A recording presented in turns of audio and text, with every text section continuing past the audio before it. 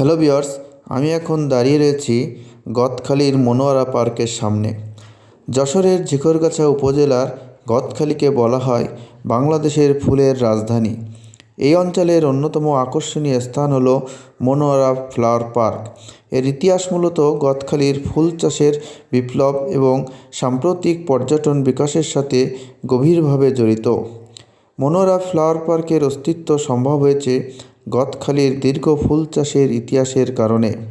1982 সালে গদখালি গ্রামের শের আলী সর্দার মাত্র 1 বিঘা জমিতে প্রথম রজনীগন্ধা চাষ শুরু করেন।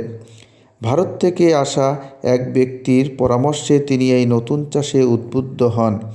এরপর থেকে গদখালি ও পানিসারা এলাকার কয়েক হাজার কৃষক ধান পাটের বদলে ফুল চাষে ঝুঁকে পড়েন।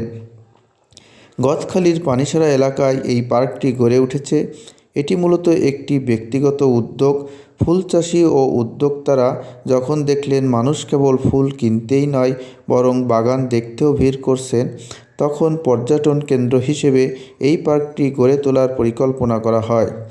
দর্শনার্থীরা যেন কেবল রাস্তার ধারের ক্ষেত না দেখে একটি সুশৃঙ্খল এবং সাজানো পরিবেশে বিভিন্ন জাতের ফুলের সৌন্দর্য উপভোগ করতে পারে, এজন্যই পার্কটি তৈরি করা হয়।